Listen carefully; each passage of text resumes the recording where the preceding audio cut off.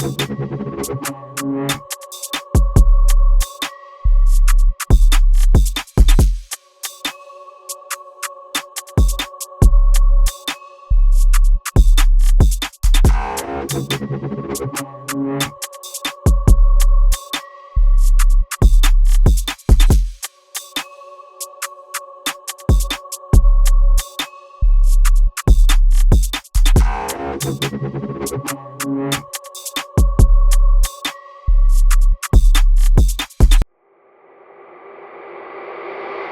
love, and light. What's going on, everybody? And welcome to another edition of the Well Beings Podcast. I'm really excited about this conversation because we are going to discuss intention. Of course, as always, my illustrious co-host, we have Supernatural C. I, and Tone in the building. Today, the leaders of the school are going to be me and Supernatural C. Now, before we get into the things, I, good brother, could you break down for us what intention means? Yes, indeed. So this is a great topic, and I had to do the due diligence of really get into what it means to, you know, have intention. So according to Wikipedia, intention is a mental state of having a purpose, aim, or plan to do something, a conscious decision to bring about a certain action or result, encompassing one's goals, motivations, and the meaning behind their actions. We appreciate you, bro. Caroline, aka Supernatural Seed, take it away. Yeah, so Emmanuel provided this beautiful explanation for us when we did the performance. And what I found interesting when I looked at the word was that, as well as it meaning what Emmanuel explained, in medicine, it's the healing process of a wound, which I just thought is deep, isn't it? Yeah. And there's another word which came up, which I'd never heard of, which is intention, but it's instead of it being INTENT, it's INTENSION. And it means the internal content of a concept or a resolution or determination. And I thought, again, that's really interesting, the internal content of a concept. I just let that marinate because it's deep. So we're talking about intentions today. And the first question that we have is, what intentions and or goals, if any, did you set and achieve in 2025? Cynthonia, you'd like to start? Can I be honest with you? Can I be 100% honest with everybody? I've set a few intentions, right, this past year, and I'm gonna be honest. I can't say that I have. I didn't get to 100% into any of my like intentions. Like, you know what I'm saying? Like, I didn't like the excuses, the procrastination. I would say like the part of being more present. I have done that more, but to the degree where I intended to get, I haven't got there this year. But I will say, like, if I have to pick something that it would probably be being um more present in each moment, right? And that means like right now, not worrying about next month's bills or worrying about a situation that's going to happen, like just being focused in this moment, getting the enjoyment, getting the lessons, getting everything out of this moment. That was one of my biggest intentions for this year.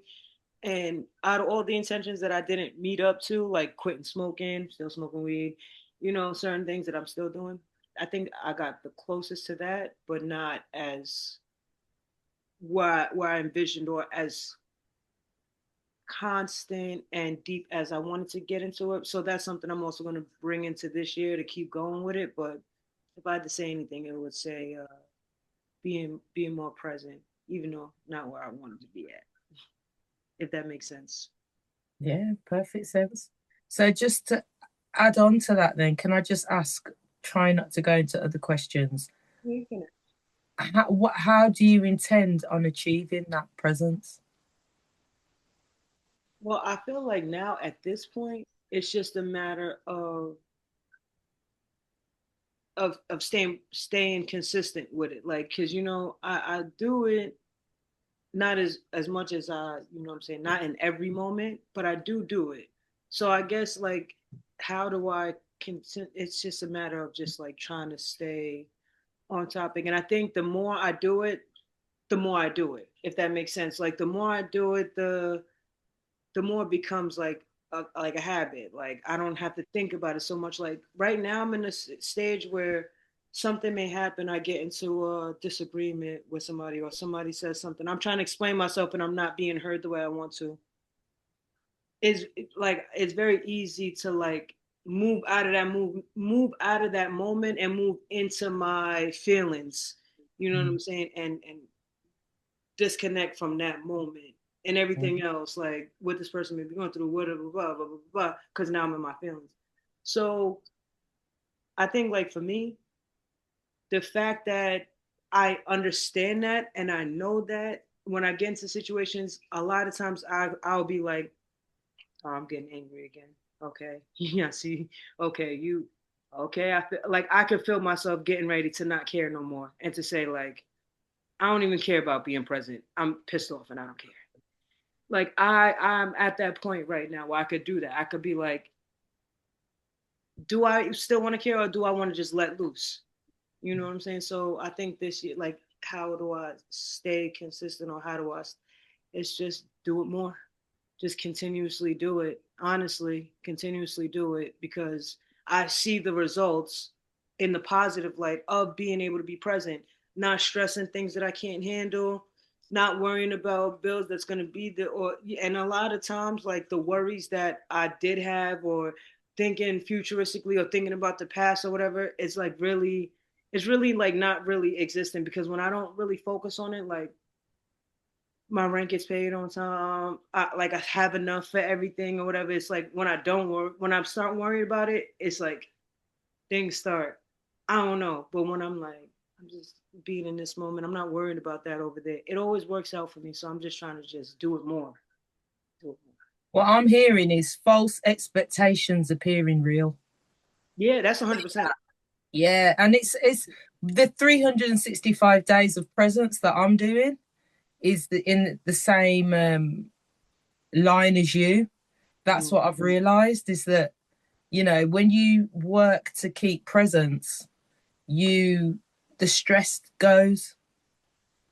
But it's that what I also heard you say is the can't get my words out, repetitive action, Yeah. because you've got to reprogram your neural pathways. You've got to make it relevant. And that's what I've also observed in myself by journaling on presence every day, is that to change something, it's got to be present.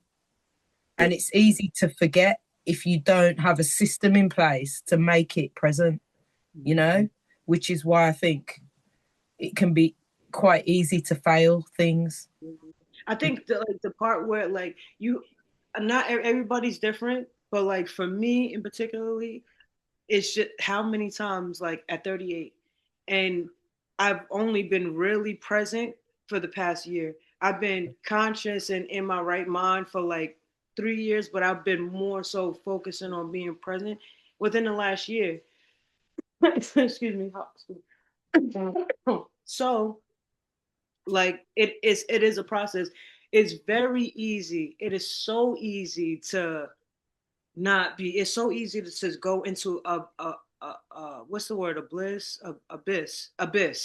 It's so easy to not be present. It's easier to not be present, because to be present is to say, you have this person. I'm talking to you right now. Good point. I Yeah. have to like this is what's going. I have to think like as you are either insulting me, either hurting my feelings, making me mad. As you're doing that, I have to be present and I have to be saying to myself, this could be a possibility. This could be a possibility. This could be why this is that. That takes a lot. You know what I'm saying? Especially when you're the type of person that don't want to be played with, don't even want to be viewed as, don't even think that you could do it. But sometimes you have to like sit back and let something happen in order to like get all the lesson from that situation. So you have to be present. You have to be, you know what I'm saying, conscious. And that's the hardest part. The hardest part is sometimes for me, a lot of times for me, I do not want to be present in that moment. I understand, and a lot of times I do not want to be. Sometimes I just want to be like, you know what I could do to you? Mm. Presence is responsibility, who we don't always want to be responsible. And that same Iana Van Zant show that I watched, what you've just said reminds me of a moment where the dad in the situation says that, I just don't understand why they're doing things, his sons. And the professional, who's brilliant, this guy, said to him, you do. You're just saying you don't because if you admit that you know what they're doing, then that means you've got to be responsible for addressing it. But if you can just go, I don't get it, I don't know what they're doing, then you don't take any action. And on that show, Iana Van Sant said, if something is too much for us, if we don't want to comprehend it, if it's got an emotional, we just switch off. It's a human thing, what you just said, Cynthonia. Yeah. We can easily just go, oh, I never saw that. I didn't do, because it means you have to be responsible and then make changes. Mm-hmm. Yeah, big point. Thank you. So Mm-hmm. I'm Manuel. I. The question was, what intentions and or goals, if any, did you set and achieve in 2025? So there were a few, and some came about during the year. Like we had the book Think and Grow Rich in book club, and that led to setting some new ones along the way. But one was to form a band. That happened in around about September last year.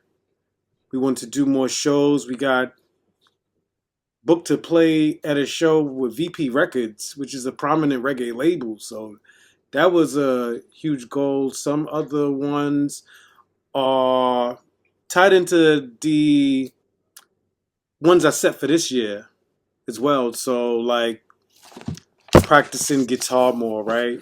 Getting vocal training. And that started last year.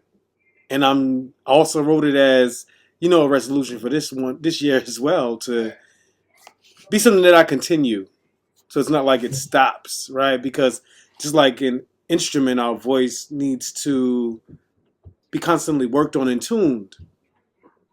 So those are some intentions that I set for last year. And I think I said it in the promo. I don't really even see it for just a year. I see it something as 5, 10 years, a lifetime of being intentional about me being, doing, having the things that I say that I want. So that's mine in a nutshell. I love that. I love because it is true. It's true and it's real. That it's not a construct of this is what I'm going to do for just this small period. Really, all our intentions should have a bigger plan involved. It should be building on to become the best version of ourselves.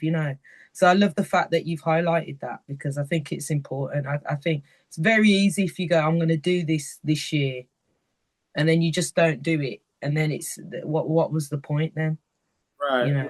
Question, Ima, like, I know your music is your music, but do you have any like what you're working out or what you think? Do you have intentional goal, or is just like you just want to just work out just to just look and feel better? I'm glad you asked. So I'm very intentional about being in the gym and doing things that are functional because I want to be able to age and still be able to bend down and pick something up. I don't want to go down for something and when I come up, it's like, oh, or I need a hip replacement. So a lot of times I'm doing movements in the gym that are more of how I naturally move as opposed to trying to lift the whole gym. Hmm. Hmm. Because yeah, I do want to, get bigger, stronger, faster, but at the same time, as that's happening, I want to make sure that I'm moving how the body is made to move. So that's and that was a part of what I wrote for this year's intentions is, being in the gym a certain amount of days a week, 4 days a week, but maintaining functional training. Okay, that's good. That's cool. Yeah, because that age does catch up on you, boy. Oh, And that's, even if you don't want to admit it, there's things like that you could do in your early 20s that when you hit 40, like the sleep thing, I think a lot of older people talk about is like you can bleach it when you're young. You can go out clubbing, you can get drunk, go to work, have 2 hours sleep or no sleep, go to work, come out like this. When you get to, I think 30s where it kicks in, where you start going, oh, maybe, maybe that's not the one. You start So saying, God, please help me get through this day. I won't do it again. I look back on some of the things I used to do, and I'm like, how did I do that?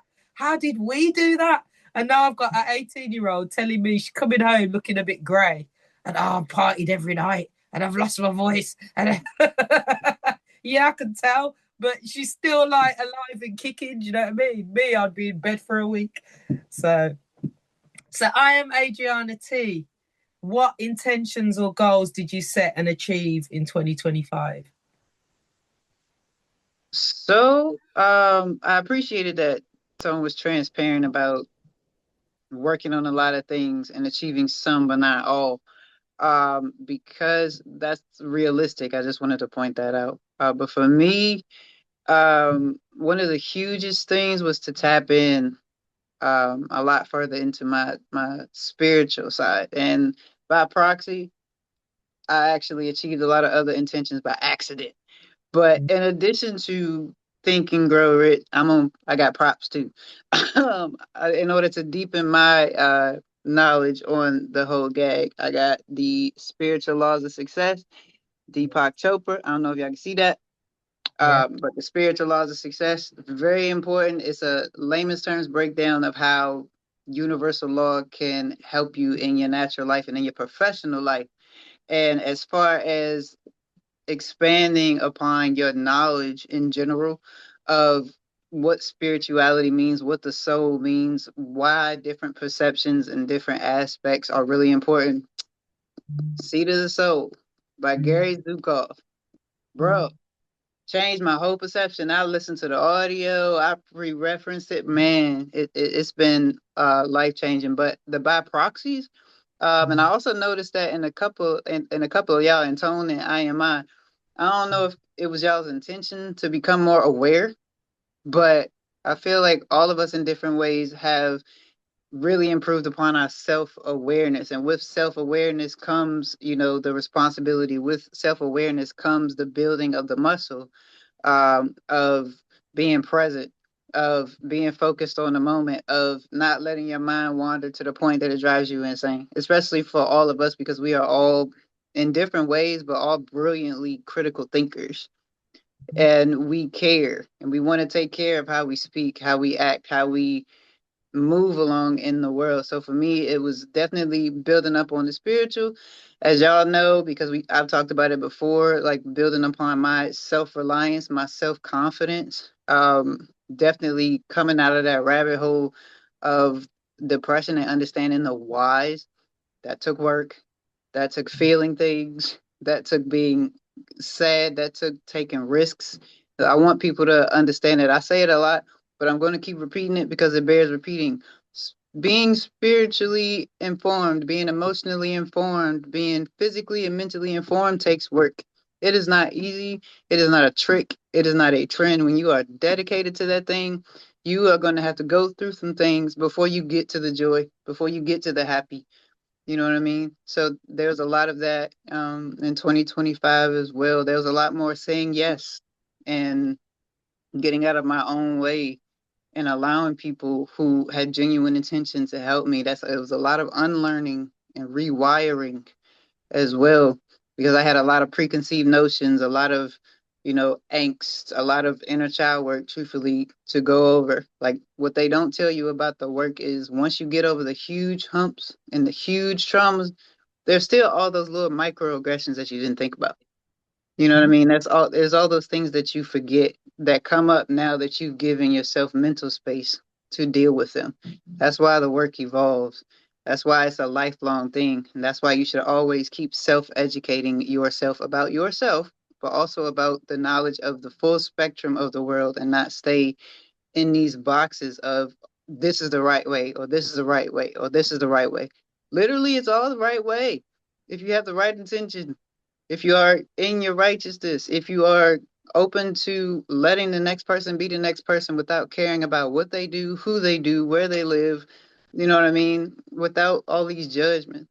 So that's been my year, being a more open and healed individual while also learning how to project and teach, because my overall goal is to be a motivational speaker, is to be a life coach. It's is to also elevate in my writing. That's why I wasn't so confident about my book and everything.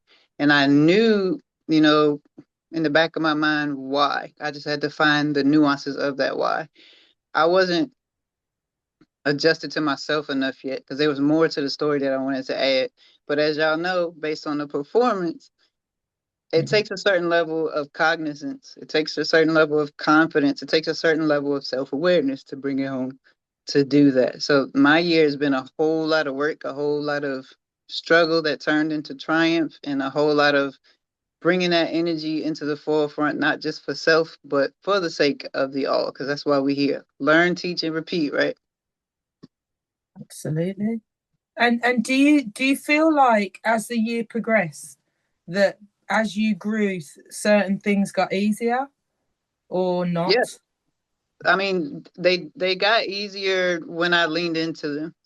So Mm. that's where, you know what I mean? That's why I appreciate the fact that in my curiosities, I expand in my mind as far as the spectrums of things, like not just understanding myself from the spiritual lens, but the astrological lens, how I have different personality traits. You know what I mean? Because a lot of people lean into their sun sign, but don't think about their moon, their rising, you know what I'm saying? Their Mars, their Venus. Like we have a bunch of different types of personalities within ourselves, and understanding them all is how we get to a place of full understanding. Like without that, I wouldn't have known, you know what I mean, that I have that the full confidence of the Aries, but the shyness and the go with the flow of the Libra, which is my moon, or the absolute sensitive stubbornness and bullheadedness to move forward of the Taurus, or the fact that I have so many different special aspects. Like I have a lot of Capricorn in me because there are a lot of planets in alignment with Capricorn when I was born. Like my personality runs a spectrum, which explains a lot of my life, and I wouldn't have gotten to that point if I didn't um, study it. I'm sure y'all have noticed as well. Like one day I could be a little, well, obviously in the beginning I was just super lowbrow, super shy, and not afraid of my own shadow. Now I literally have different personalities, hint, hint of the bipolarity. But in addition to that, that's just me as a person. Like I'm a nerd. I love music. I love reading. I love creating. I love all of the arts, but at the same time, I also love encouraging you. I also love building you up. I also want you to see the best in you. You know what I'm saying? So, you know No, what I mean? To bring it home, like if I was to just lean into one part of myself, I would be selfish and confident and kind of an a-hole. But since I've learned to expand upon my mind and self educate, self learn, please, people, it has given me more room to be the person that I want to be. I have a question. Go ahead.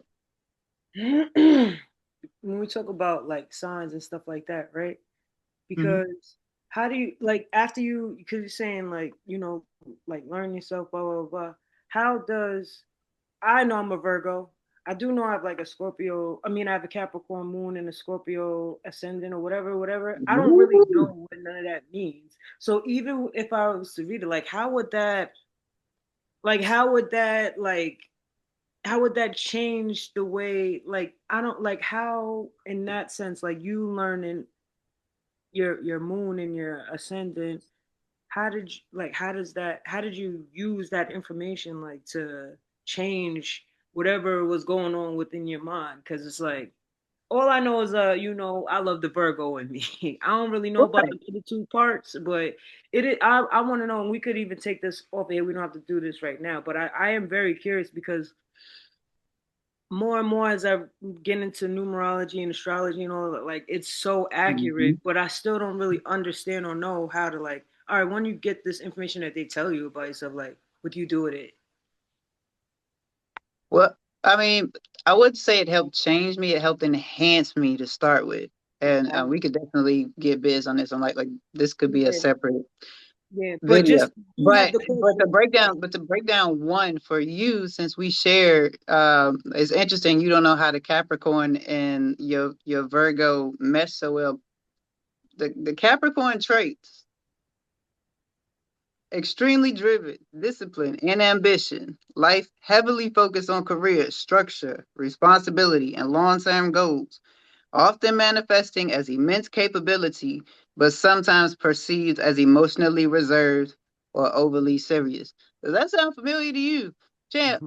You know what I mean? Like that's a Yeah. part of you. Like once you learn about the astrological aspects of it, and obviously no disrespect to anybody's religion or anything like that.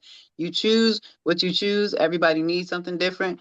But astrology was the quote unquote religion, if you want to call it that, the study of self, the study of life before anything else, and there's a reason for that.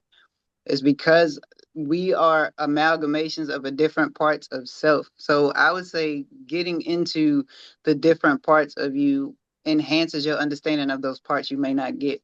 Like Super Virgo, right? But now I you know that know, for based on sure, what I just read baby. you, I'm saying, but based on what I just read you, now you understand some of that determination, some of that drive comes from the cap in you.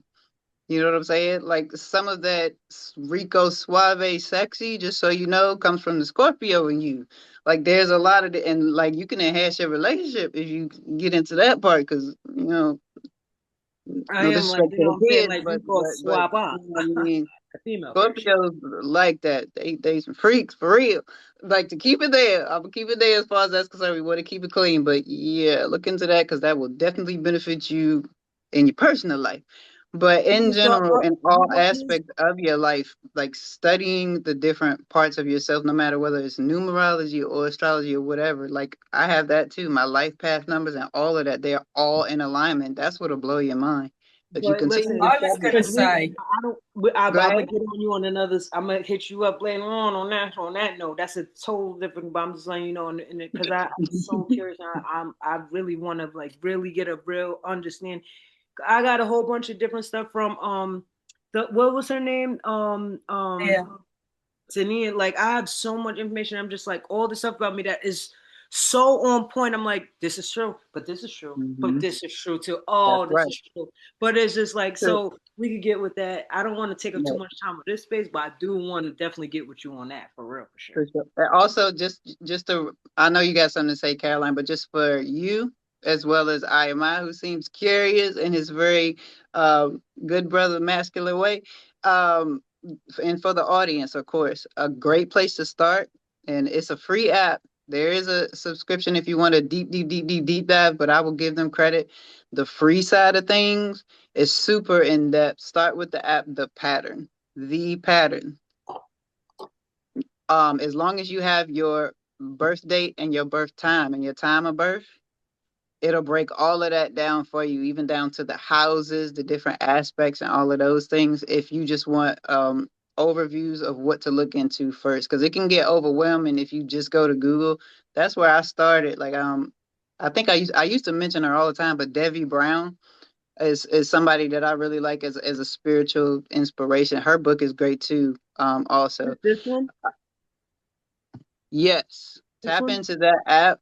If you have your birth date and birth time, it's the most accurate. But even if you don't have your birth time, the birth date can give you a rough estimate of all your alignments, your Mars, your Venus, your stelliums if you have it, your different aspects and houses, and it gives you a far deeper understanding of who you are. It explains how certain things could have happened to you even when you were younger, the decision making, all of those things like that.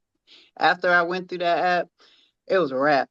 I went down a rabbit hole, and the rabbit hole has gotten me to where I am now. Like I have to credit that. I have to credit obviously um shout out to 19 Keys and the book tribe. Like, you know what I'm saying? Like I know it's not exactly the focus now, but it did open up some things based on the literature. Obviously the wellness community. I tell y'all about it all the time with Queen Pow and you guys because y'all gave me room to speak. Y'all gave me room to feel comfortable. And I was like the most anti to start with. You know what I'm saying? You on a lot of And good to bones. be You ain't here playing is yourself. amazing. It's So definitely amazing. I was just going to say that I think that it is about, it should feel affirmative. So Hmm. I don't do a lot of this stuff just because I like to follow my internal guidance. Mm. But when Tania did the energy reading, it was affirmative. It Mhm. was everything that I knew about myself read to me. And the same with what was the other thing where I had something? Oh, the ENFJ thing. But When what I did did you do that, with that information? I'm sorry to cut you off. I'm just so curious. So once you got that information, how did that like help? Did it help you in any way? I know this is off topic, and I'm sorry, but I'm very no, curious. no, it just helped me to be more secure and more sturdy in what I knew of myself, if that makes sense. It's Mhm. Because there's, more related than you think because you're not asking this question by mistake. You want to know how to apply, how to be intentional with it. That's Yeah, That part. what I'm talking That about. part. 100%. Yeah, you got. Yeah. Thank you, Alma. And I would Thank say you. that to Thank add you to so much, Caroline's Alma. point, like 100%. definitely follow your own intuition and what feels most affirmative to you. But when you feel that nudge to want to know more, explore the options because the options are there. Like you did with the personality traits, like you did by being open to somebody giving you, in essence, a reading. And not everybody is comfortable with that. People have judgments about that.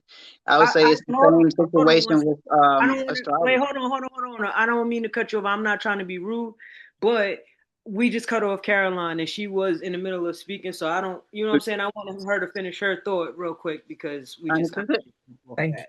No, it's that's it really. Is that I think it's the what I've learned and or the Aurelia process really brought it home for me is there is no truth outside of you, and everything is perception anyway.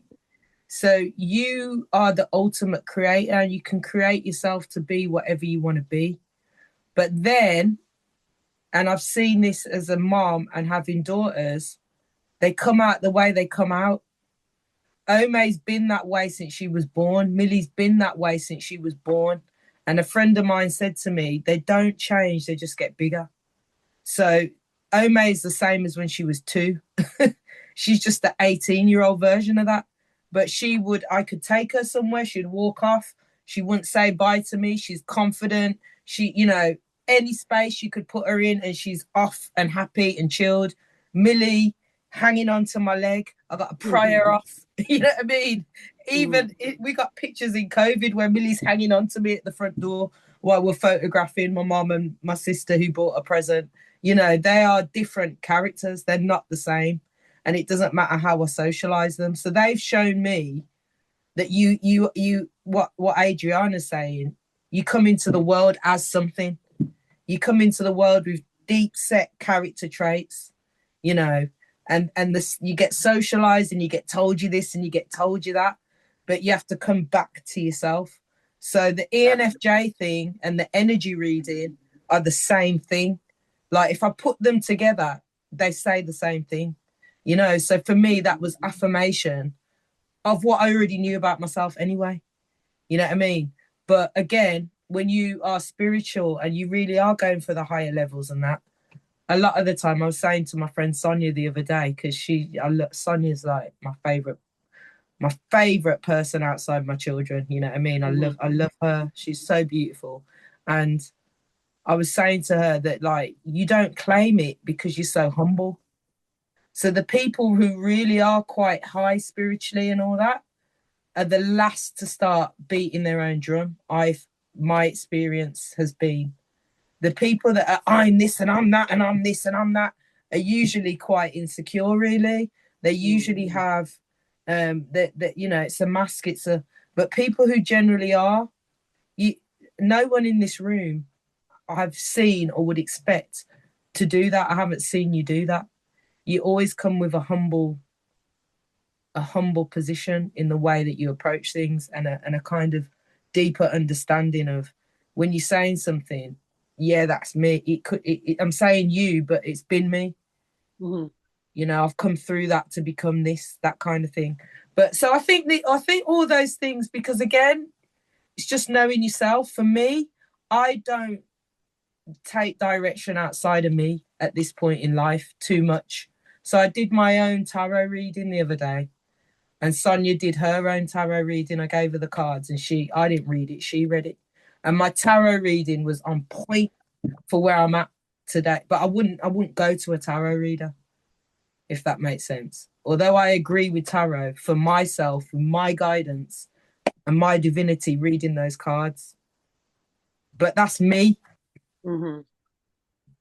That's the other point. That's me. I know I'm resistant to a lot of outside influence, but that's how I've been, you know. Yeah, I think like for me, I is 100% exactly what I said, and I 100% agree with you that like the affirmation of it, like I said, when I got that information from Tara about the energy, the INJ, whatever. Yeah, When I yeah, say my numerology is so on point. yeah, So, oh my gosh, on point. So to the point where I'm just like, all right, when they're talking about, certain weakness, I'm on I mindset, it's just like I need to know now, how do I incorporate this information to get to at the end of the day, I just want to be my highest potential self. You know what I'm saying? And I want to, especially now when you can gather the information, to be Mm-hmm. clear, it's just like, all right, now there's just certain things about me. Everything that was valid that I know, but now there's these things that I didn't really quite understand, and I'm like, okay, that's why I do that, whatever. But it's still like, okay, now how do I take this information and fix the weaknesses? You know what That I'm saying? part. Like that's my That's that like I right. think that's my question. Like Mm-hmm. like I know and I understand all that, blah blah blah. How do I use this information that they give you through numerology, through energy, through this and third? Like, how do I fix, or how do I like? I don't know. Like, how do I just take that and just like make myself better from that? Like, and that's the question for you. Ask the questions that the audience are probably asking. You do that well, is ask the right questions, because I think, again, we can just there can be this unsaid, you get this or you don't get this, or but by asking that question, as Emmanuel said, I agree with as well. It's what do I intend to do with this information? And for some people it might wake them up to themselves. For other people it might affirm who they are, and again, it's being conscious of you moving in the way that you need to move. I might say this today, and in 10 years' time or 5 years' time, I might be doing my horoscope reading, my this and that. You know, you, that's real. the information can be any information on anything can be overwhelming. So it's just doing things in the pace that suits you, isn't it? You know what I Mm-hmm. mean? Because what you're saying is, I've got this, I've got that, I've got this, I've got. Now what do I do with it? Yes. Yeah. I Yep. think it's, I mean, obviously, I fully agree with your point, but to sort of answer it's not a complete answer because you have to find the answers for yourself. I think we've all been very intent upon saying like everybody's answers are different for them. And please trust that. That's the first step in this thing, is learning how to trust your own intuition. Um, but it's all application, right? Like once you get that information and you see that all of these things make sense, like instead of looking at it from a lens of how do I fix this, how do I fix that, how do I expand upon this? How do I expand upon that? Because you know that all of these are a part of you and you agree with them, right? But you don't feel like they're being fully harnessed.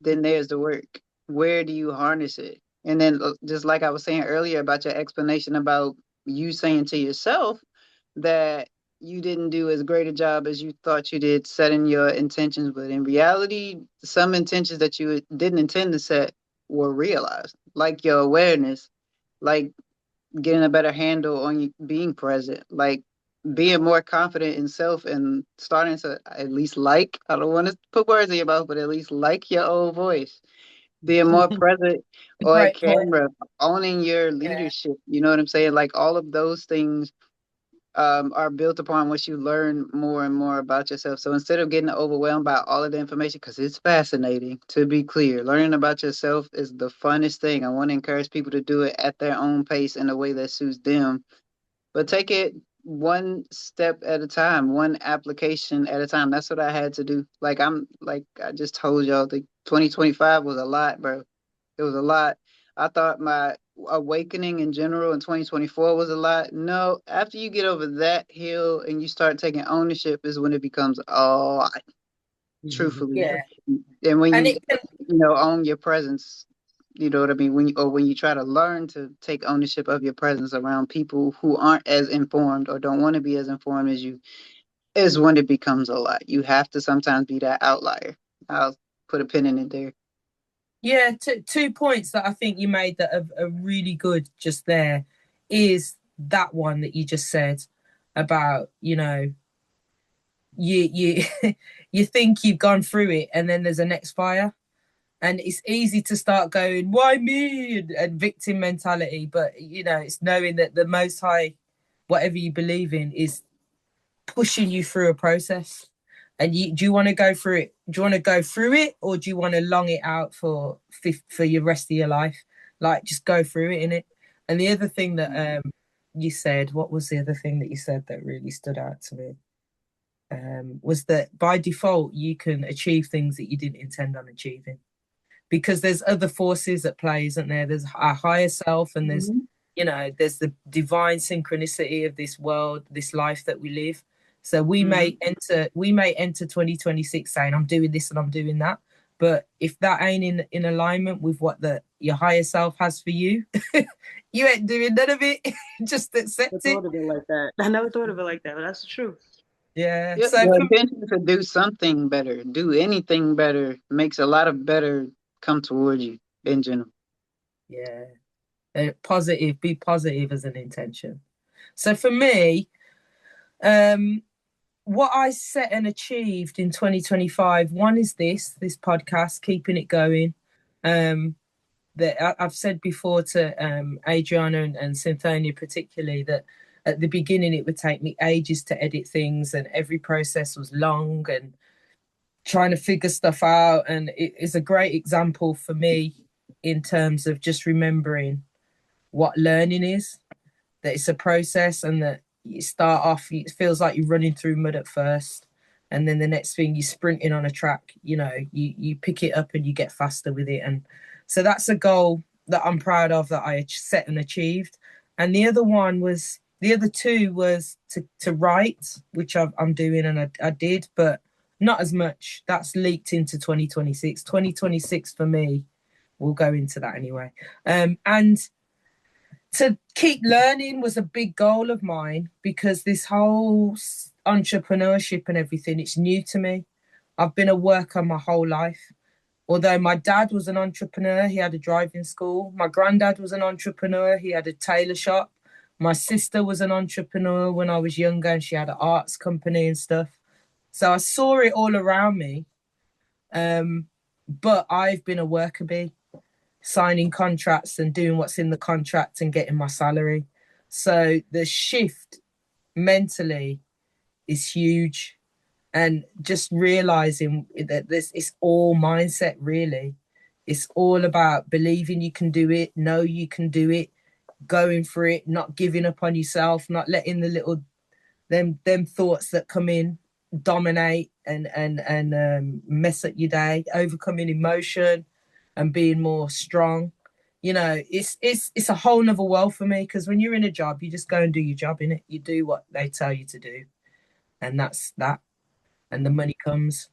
So yeah, that's me for 2025. So second question is, how do you cope with discomfort when you're trying to stop or change an old pattern?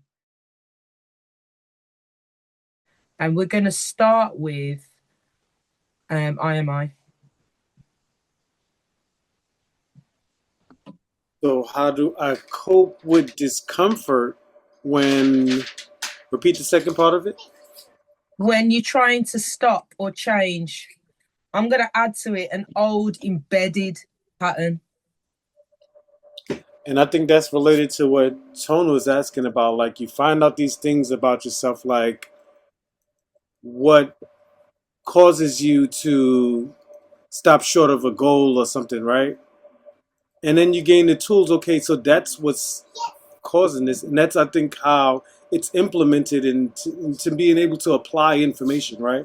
I know that this is why I act this way, so that's what I'm going to take out of it. Being more aware of why I do something or what makes me uncomfortable about something is how I'm able to cope. So, all right, this is why.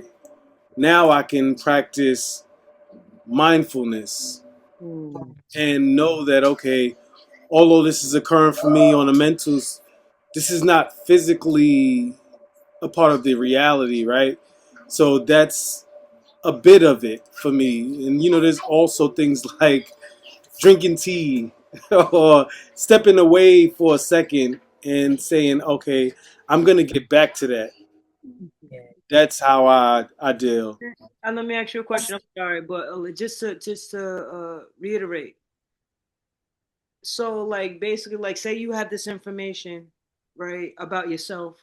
These are the things that like are your weaknesses. So basically, for you, like with this information that you have, like you will say, I kind of like basically from what you're saying, like you have this weakness, so uh I'm gonna hone in on this. So if for instance, like, oh, moody in the morning, I'll try to drink warm tea or whatever to calm me, because I know that it also says that warm foods and drinks will like soothe my nervous system, something like that. So what's the trigger? What's causing me to be moody in the morning, right? Oh, And then how can I turn that weakness now into a strength? Is Can another I part just of it. say, Emmanuel, that she didn't listen to you, did she?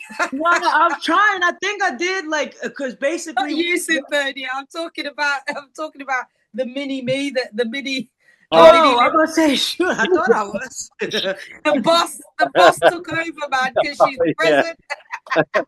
You told her to stay out, and she said, "Nope, no, yeah. Uncle Emmanuel, I'm That coming in." lasted for about half an hour. Yeah. You can't make them do nothing, but I love that though. It's super cute to hear her here in the background. Sorry, Cynthonia. Yeah, yeah. No, I was trying to figure out like how he used the information to like.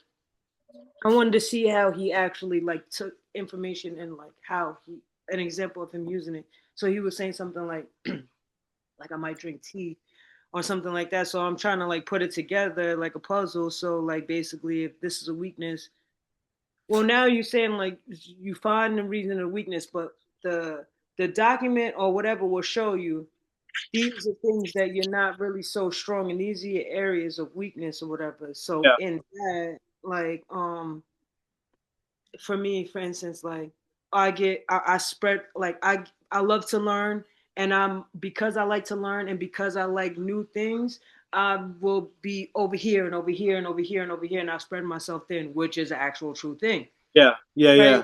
So I'm just like, all right, I already know that about myself. So like, Have you And heard of chunking? Have you heard of chunking? nah, I never heard of that. So that's the act of making it bite size, right? Instead of trying to learn it all at once, because I do the Mm, same thing, 15 minutes at a time. So that way it's not overbearing. It's like, I'm not going to pour into this for a whole hour and look back and mm, say, like, dag, all right, what am I going to do with this now? But 15 minutes at a time, it's like little by little. And gradually, that's compounding. And that's where the change happens. It's not all at once. because I the think all at like, once can look like a mountain, right? Yeah, The yeah. all at once can be like looking at the foot of a mountain, but if you chunk it, as Emmanuel says, then you're walking up steps. There's a way to get to the top. Instead of just going, that's a mountain, I'm off. I think more so, and I agree with you guys, but I think more so for me, my thing is like, what makes me like now I want to know like what makes me so like not able to be still long enough in a thing, right? Because it's not so much like biting off a big chunk of this, it's that I do the physical therapy, the physical fitness. I want to do the stretching thing. I'm doing the coding thing. I want to build the websites. You know what I'm saying? I'm doing all of these separate things, so it's not like, Yeah. oh, I'm afraid to learn too much at one time. I can learn as much as I want. I can learn a lot. I could read 2 books in 1 week or 3 books in 1 week. You know what I'm saying? That's not. It's like why can't I want to focus on one thing and give one thing more energy and pour in, like I want to love something and pour into that. Why can't I? That's like that, like in that You're sense, like framing that, how can I, instead of why can't I. When you start to ask, how can I, now it's like you look for the solution rather than focusing on the problem. So I think a lot of that has to do with language. I think 100%. this is a good example because what you made me think about when you were asking these questions and Emmanuel was answering you, and with Adriana a little bit earlier, is that when you find your tribe as well, what's a problem over there isn't a problem over here. So it's like when I started doing the training in London and I was working as a trainer, we would have meetings, and in the meetings, you were allowed to get up and walk around. If you wanted to sit on the floor and cross your legs, you could. I'd never been in a job like that. I'd come from call centers where you've got you got 15 minutes to go to the toilet and eat your lunch or whatever. And so this was amazing to me that we were allowed to do this. In a theater, we were like, there was a quiet room with a bed in, so you could go and sleep in there in the middle of the day. When I started at this job that I just did, similar thing, I realized that a lot of the characters were like me, and they can't sit down. But in school, you're told that's what you got to be able to do. But when you find your tribe, things that you were told were wrong or bad, now you realize it's not wrong or bad. It's just them lot don't do that. These lot do. When I worked in a college, I used to see how all the maths teachers would sit in the same spot every single day. They would sit together and they would do crosswords and stuff, and they wouldn't even talk to each other every day. All the theatre teachers would come in the staff room loud and making up noise. And, you start to realize that, like, there's loads of people like you, Cynthonia. And I relate to what you said because that's exactly what I'm dealing with at the moment.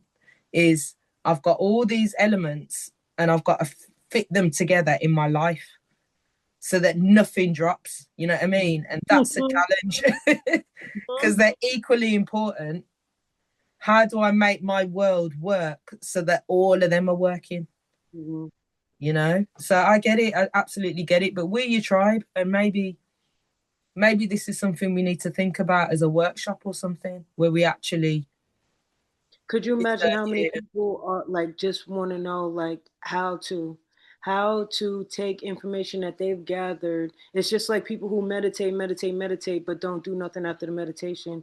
There's so many people who have the information and it's information overload, but it's like, what do I do with this now? What am I supposed to do with this now? It can stop you if you don't know what to do with it. It can literally, I mean, that's what I'm saying about the entrepreneur mindset, is that it's a different mindset. Because ultimately in a job, if you really don't, I can go into work and do nothing all day and I still get paid. You know, I can go into work and laugh up with my colleagues and pretend to do stuff, but actually I ain't done a lot today. And then tomorrow I might double down on that. But as an entrepreneur, if I choose to sit around doing nothing all day, that has an impact on what I'm building. That one day might have a 3-week consequence behind it as an entrepreneur. You know what I'm saying? Yeah. It's a different world, different way of thinking, but we will highlight that and remember this. Yeah. Because I'm in the same place as you, and I don't necessarily have the answer. I'm trying to practice getting to the answer is what. And this 365 days of presence is a part of that. It's my own kind of evidence of my process to see, like. Please document it, because I'm sure there's going to be some tools and gems in there that's going to help a lot of people, including myself.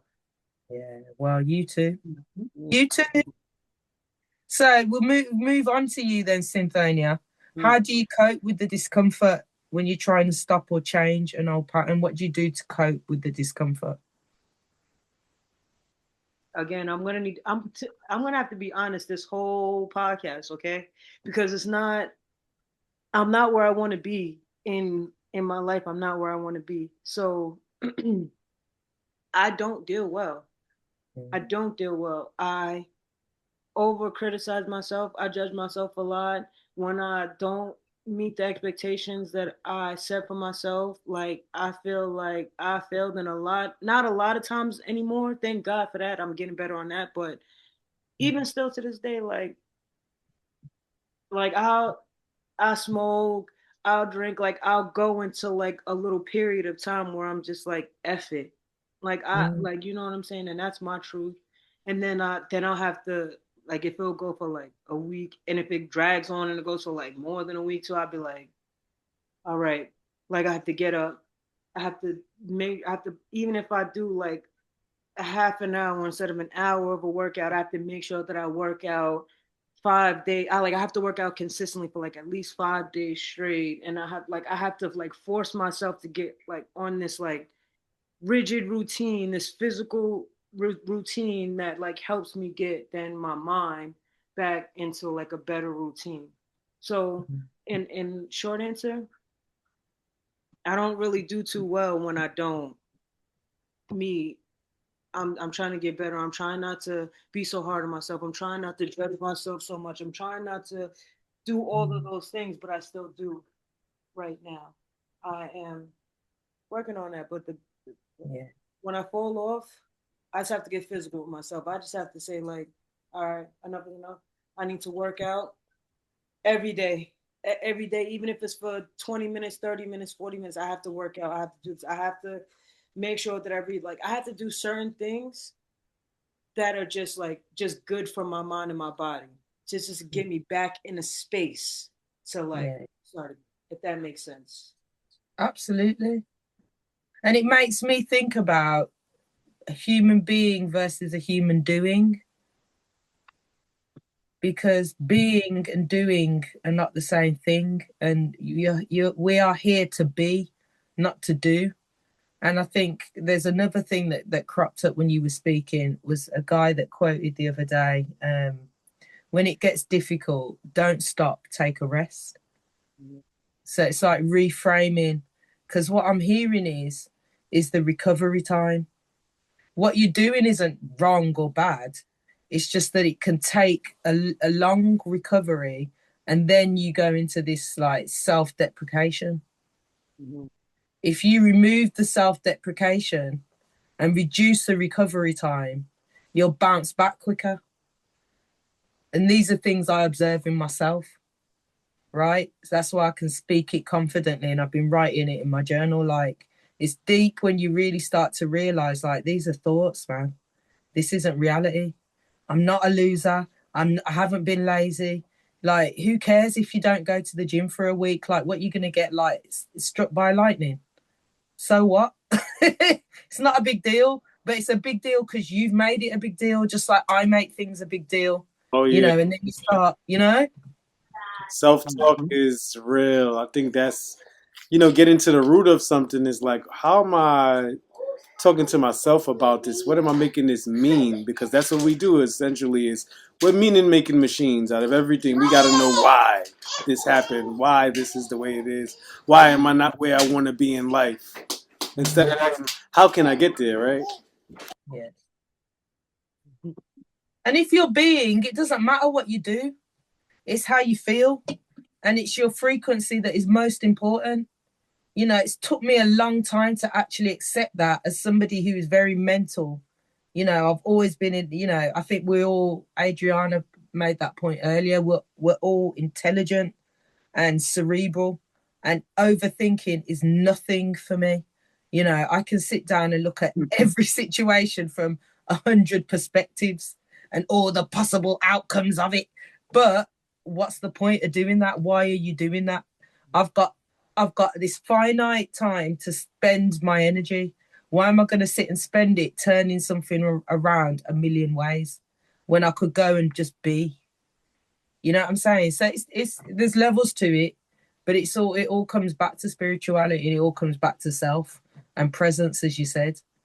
What am I doing really? Mhm. So Adriana, how do you cope with discomfort while you're trying to stop or change an old pattern? Kicking and screaming, man. Keeping it a whole buck. Yeah. Like it's less of the kicking and screaming now, obviously based on the points I pointed out earlier. But just like the rest of us, I have had a habit in the past of, I'll call it doom scrolling in my head. Yeah. You know what I'm saying? Like, if you are, especially if you're on your growth journey intentionally, you're gonna run into being your worst critic. You know what I mean? Comparison is the thief of joy for a reason. That's why that's a specific saying. It's once you stop comparing, and once you get into that place of I just love you, no matter whether you be a ditzy or a major. Yeah. Once you get to that place with self, is when you tend to find a balance. So now that I'm getting more comfortable in that discomfort, I would say, um, you have to, is a balance of not spending too much time on it, but while you're spending time on it, you have to submerge yourself in it in order to, at least from my perspective, I don't want to project my process on anybody else, but for me, the process that works best for me is to really sit in it, in the moment, feel the feelings, cry the tears. I'll journal about it, have conversations about it, all of these things, right? Meditate, all of those things. But once I've found, reached a certain level of conclusion, I have to put it to rest and I have to live life. You know what I mean? Because you're not going to get all of the answers. Some of those answers come when you apply what you've just learned, which is why I said what I said about all of the information. Like, it's one thing to get it, but you have to slow yourself down enough to pause, take one step at a time, and really see how you can apply those things in your everyday life. That's why I said kicking and screaming in the beginning. I didn't know that I needed to have those uncomfortable, honest conversations with those I love. I didn't know that opening myself up in that way would free me. You know what I'm saying? Because that's one of the most uncomfortable things you could do, especially, when you're used to being conditioned a certain way, or if you're constantly worried about, in my case, how everybody else is feeling, and you don't want to step on toes. And I know that you're sensitive, and I know that you don't get it. You know what I mean? Instead of letting your mind run into all of those different minefields, being centered enough within self to be confident enough to say, okay, I need to say these things. And if you love me, like you say you do, you know what I'm saying? You'll be open to that conversation. And if you're not, then I take note of that and understand that you may not be tribe for me. And that's okay. You know what I'm saying? It doesn't mean you have to be disrespectful or anything like that. It just means that you and this other party are always going to have a difference of perception, and that may not gel for you. So as far as the discomfort in general, again, it's like taking the time to sit in it, process it, discuss it if I need to, create. Like artwork has come out of a lot of my experiences, as y'all know. Art imitates life for real for me. That's why it's so personal, because I feel like that's important. But also just taking the time to get comfortable enough with yourself to really feel that and understand that this is a moment. It is not your life.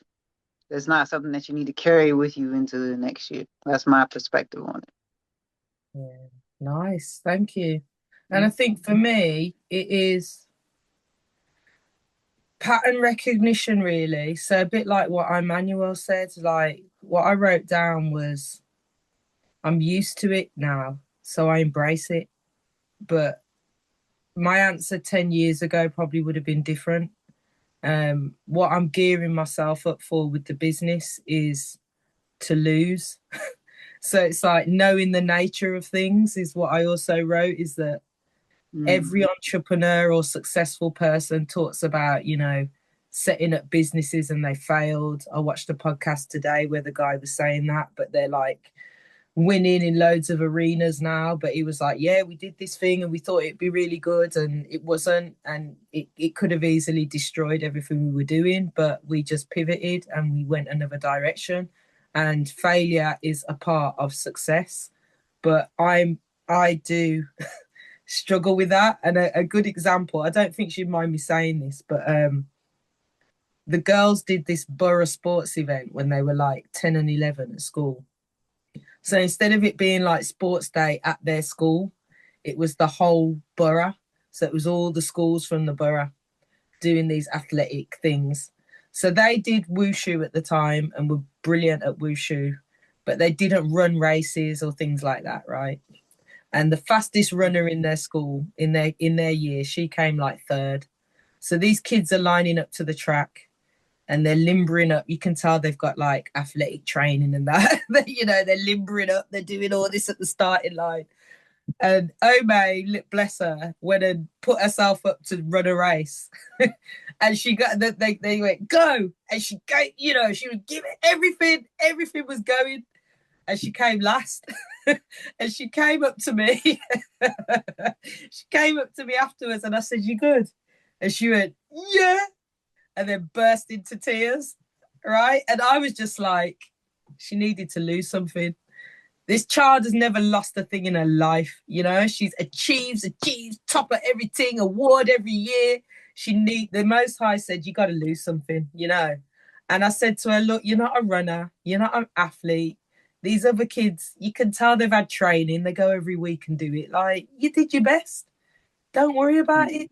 And that set her up now for being at university and feeling out of her depth and, understanding it's a process. And sometimes you got to lose. So I know the nature of it.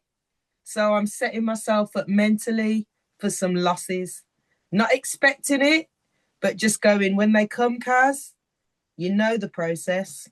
So don't overinflate it. Don't turn it into you're a loser and I'm going to get a job and, don't do that. Just see it for what it is and move on to the next thing or keep the next thing going, So I think it is pattern recognition and just knowing what something is. That reminds me of... Sorry, can continue? No, you continue. That reminds me of what Ayanna Van Zant said when she was having a conversation with Oprah about breakups, right? Some people break up with someone and they break up with another person and they keep acting like they've never experienced breakup. Yeah. But you've been here before, so act like it. So that's what you're saying about the pattern recognition. And that is, as they say to you, because it's all so deep, as they say, and I don't always hear, is if you don't learn the lesson, the universe is going to give it you again. There's a reason for that. You know what I mean? Like that thing will keep coming until you do something different, until you learn that ain't the way to deal with that. You know, like you said, Emmanuel, you've done it before, so you're not unaware of this. There's a reason Mm-hmm. why things repeat. The universe is, we're all a fractal, as they say. So the universe is the blueprint. So if the universe says you're going to keep doing this till you learn, naturally you got to apply that in your own life. If things keep coming up, where am I in this? And that goes back to that stuff of just telling the truth. And it can be, that's why spiritual work is hard, as we said, because you got to accept responsibility, which can be tough.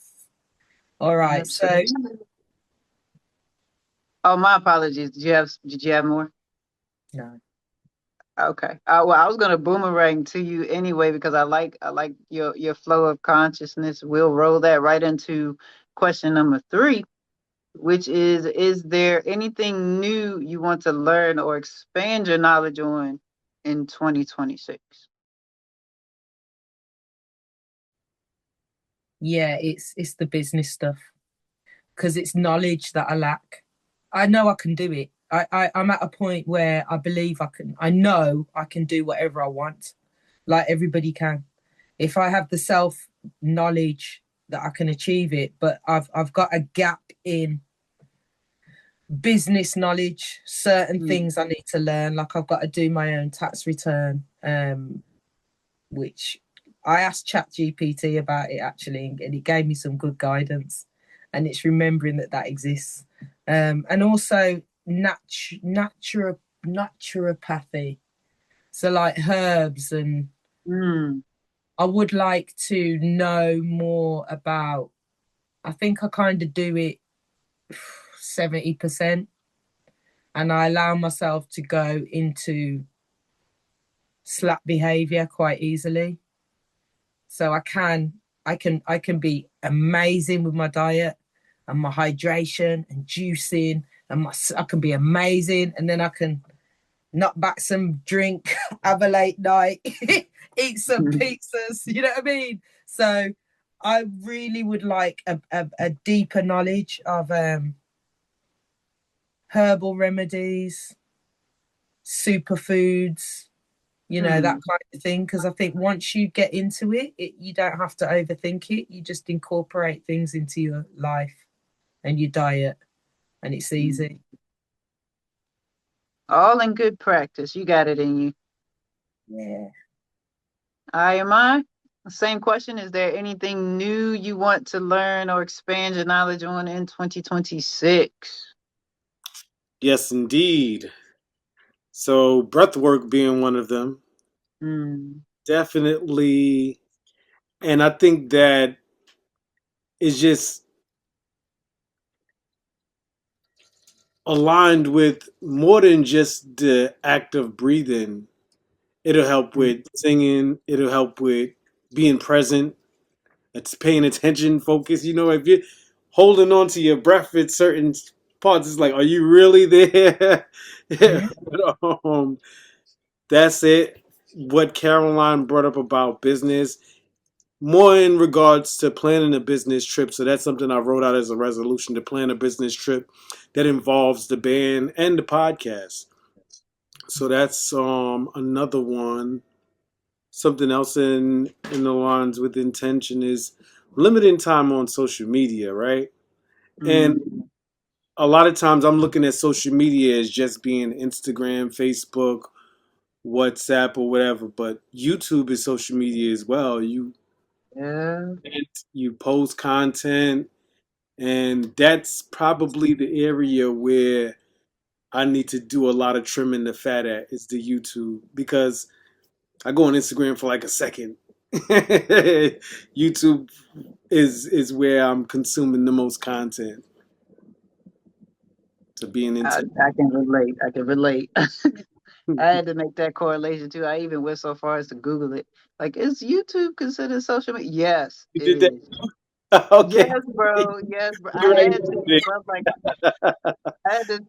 I had it in my mind compartmentalized that YouTube isn't social media, but in fact, it is in reality. You know what I'm saying? Like use your common sense, but you kind of get in the way of your common sense when you're trying to rationalize what you shouldn't. Yeah, yeah. Uh, Mm-hmm. I would say for me, in addition to that, as far as that's concerned, like definitely trimming the fat on that. Um, Certain things that you hyperfixate on that don't benefit you as far as, you know, what you're trying to accomplish and things of that nature. Um, Also financial literacy. Like I started that a little bit in 2025, but being here with my pop and him like bringing a lot of things to my attention that I didn't realize that I was doing while I was living on my own and all of that, and like obviously just flying by the seat of my pants. I'm like, I with that attitude I used to have of I know everything, I got it because I've been doing it. Like just because you've been doing it doesn't necessarily mean you've been doing it correctly.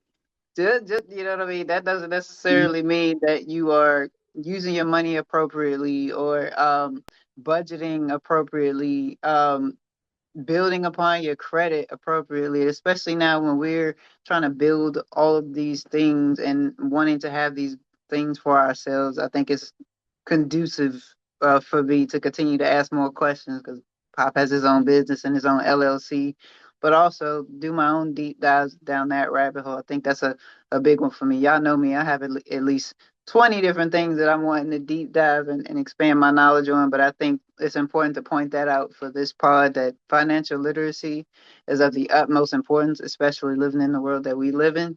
Like we do have opportunities and things to grow in ourselves, but if we don't have that knowledge, everything that we build upon is going to crumble. So that's my position on that. And so I'll throw this question at you, Lash. Is there anything new you want to learn or expand your knowledge on in 2026? You know me. Well, I love to learn, so shoot, I could say infinity and beyond. But one, I'm going to be honest with you, and I'm going to say there are more things that I could say this year that I want to take the time to actually unlearn.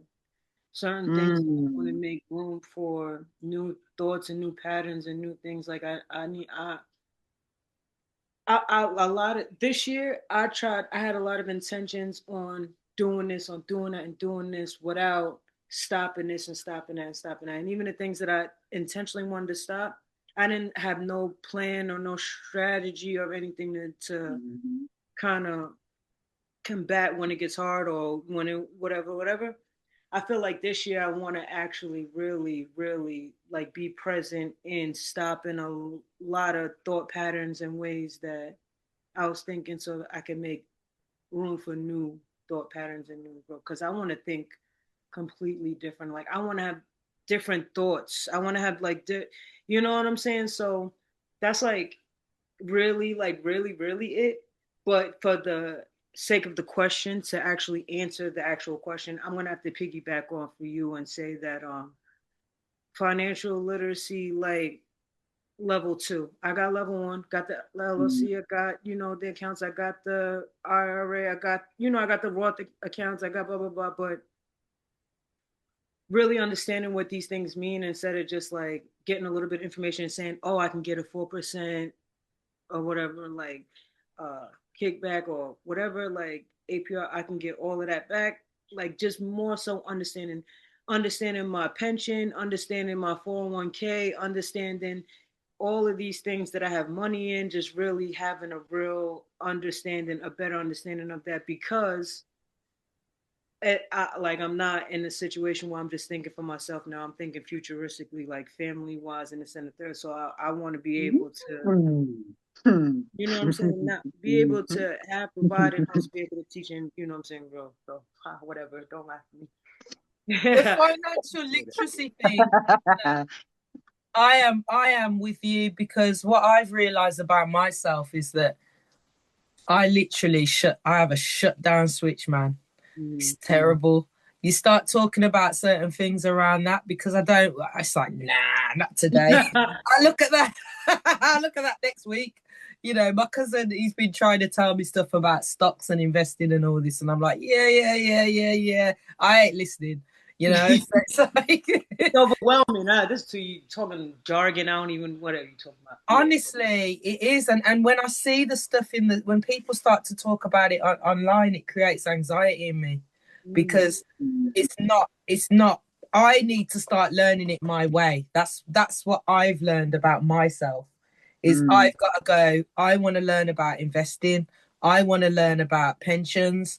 I want to, and then sit down and learn it independently, because it's there's not many areas in my own psyche where that happens, but that is an area where that happens. And I don't know where I got it from, because my mom's good with money, my dad's good with money. That generation were, very good at, saving and investing, and they did all that stuff. Yeah, So I but don't did know they how teach I ended you? up here. But did they No. teach you from when? So it don't matter if they was good at it. It doesn't matter what anybody's good if they don't teach you or Mm-hmm. hand it down. You know what I'm saying? Especially when you're in a younger age where you could grasp things easier. So Yeah, it's perfectly plausible that they were good at it and you're not if they didn't pass it down to you.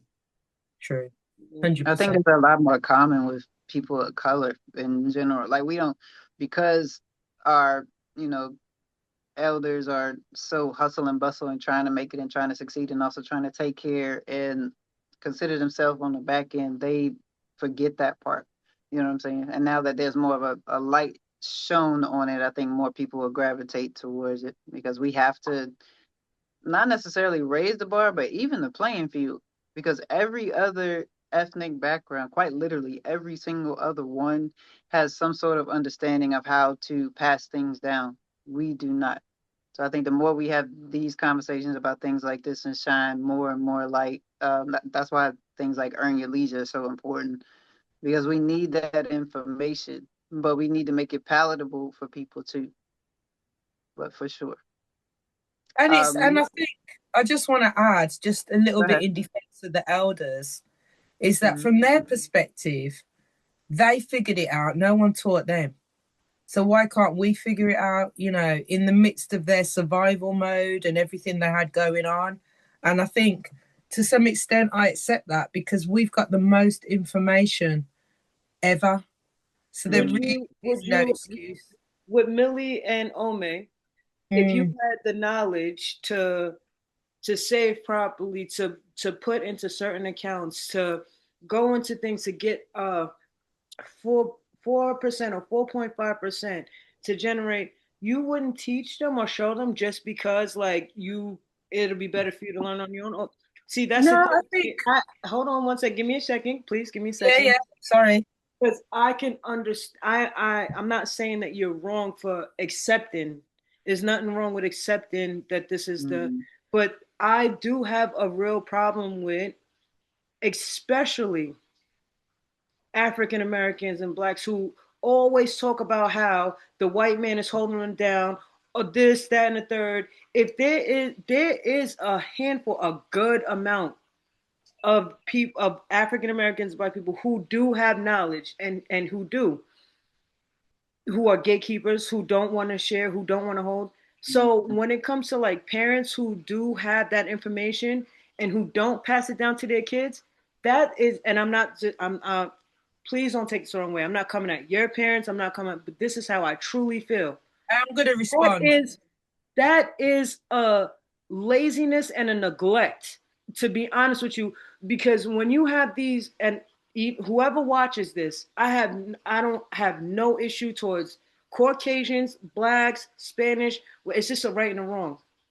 These Caucasian parents who drive Bentleys and who put their kids in these private schools, and from when the kid is born, they're guided, they're shown a way, like this is the way of success.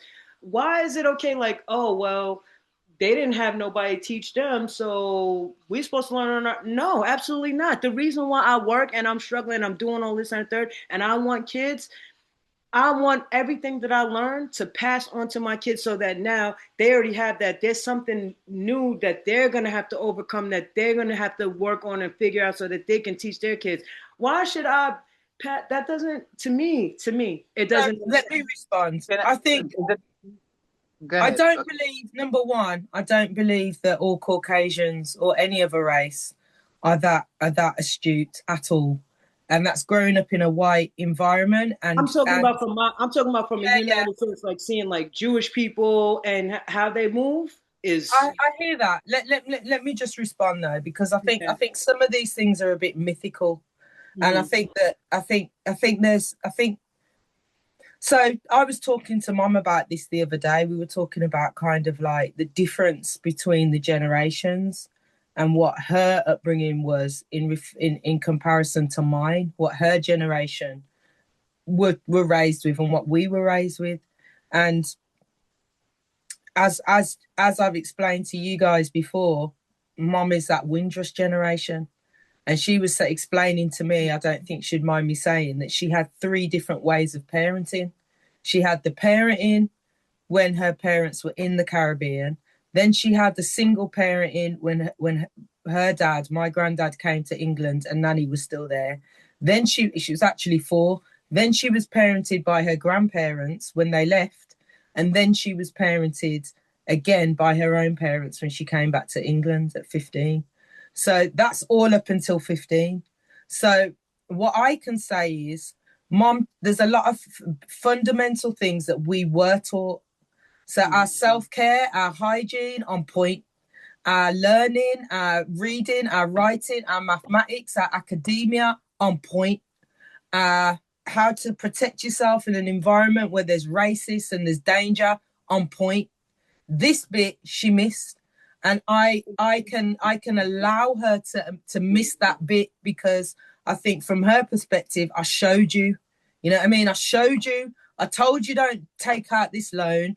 She never sat down with me and said, these are premium bonds and this is what you should. She never did that. But I observed Mom paying big attention to her pension.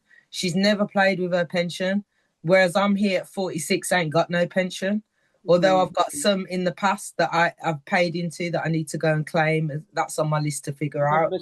For real. But I do think that, you know, when you analyse the journey, and what they call it in social services is the distance travelled, it's a whole different thing. Being born in this country, having generations in this country, having not, you know, and you not doing certain things, to people coming from trauma, coming to a country where they're invited and racism and you know, they're in a different level of survival mode. You know what I mean? And they're not just dealing with the environment, they're dealing with what's going on up here, and they're dealing with nobody talks about it. Like that generation, when I tell you, nobody talks. So you're right. I got you. And I could digress on a part because what you said, like I could always take what's supposed to be taken. So the fact that she's showing you all the, I'm just going off of just the example of you and your mother that we're speaking on right now. I can understand that in this situation because of what you said. And then she showed you, my foster mother didn't even, when I got my menstrual, I had to figure it out on my own. She didn't even tell me like nothing about a pad or nothing. This and that. I had to figure everything out on my own in that sense. But I could see she did show you this and this and this and this. So now it kind of goes into what she deemed as important for you to survive. Like what was, and maybe in that sense, thinking about a pension is not really the thing you need to teach a young child right now. Right now, you need to teach a young child how to survive with the things that she did teach you. So I can definitely 100% take that and see that. I can see that. Can I say that I do think it's a psyop. I do think that it's propaganda because Nigerians are some of the most business astute people on the planet, right? So I don't buy into this. Black people don't do this, and white people and Chinese people and Indians do that because there's a whole kind of, even in this country, and it's this woman Elaine the Pain got burned online for it because she was saying black people shouldn't shop in Asian shops and all this, and Asian people do this and that. But personal experience says something different. So I just don't believe it.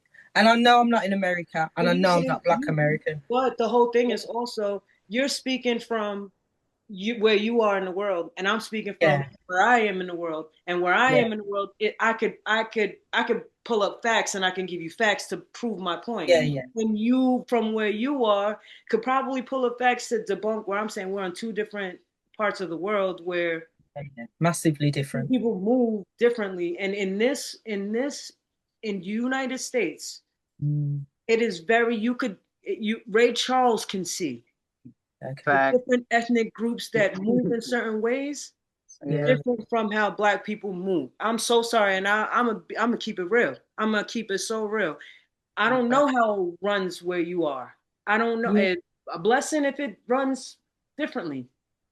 But here in America, Chinese people come together and they hold it down. Jewish people come together, hold it down. They have it. Spanish people come together, hold it down. That have the Black people have ghettos where there's mad fast food restaurants and liquor stores and weed shops.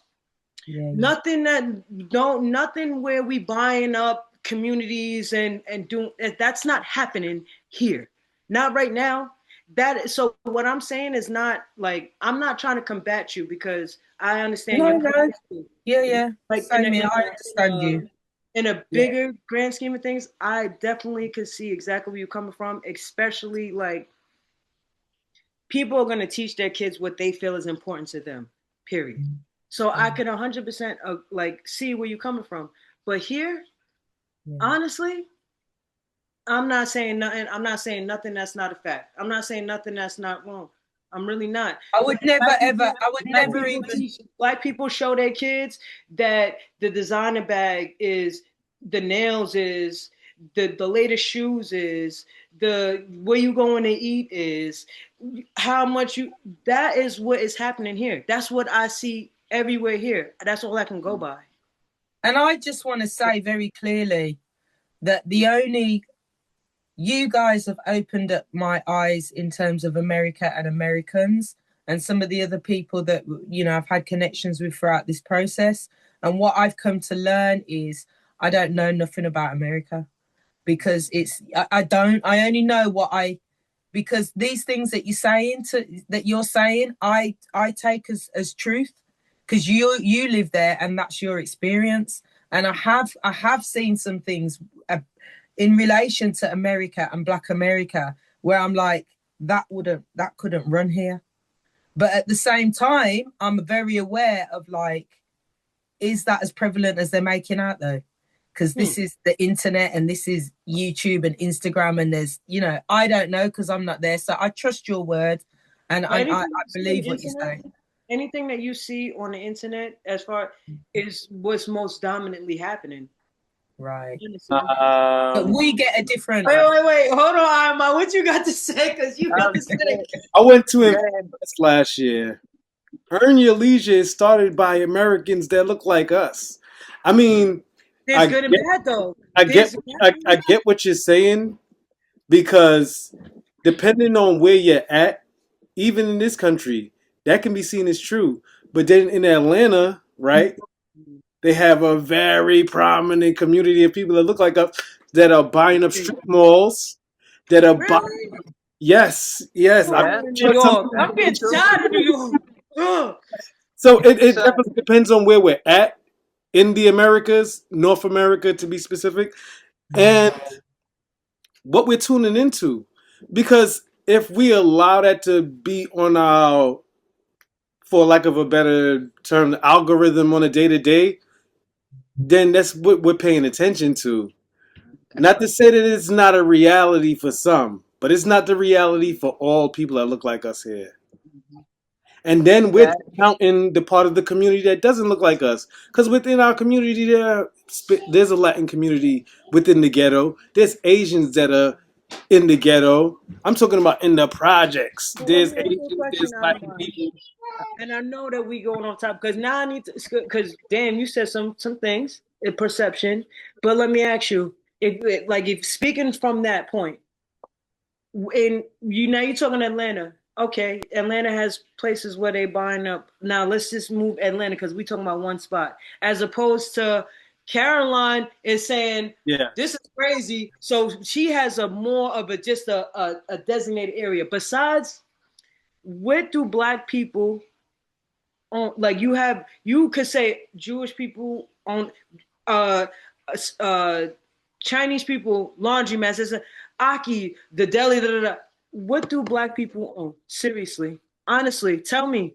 So I lived in DC for a little bit. All of the gas stations, corner stores are owned by Ethiopians. In DC. Yeah. They call DC. They used to call it Chocolate City. Mhm.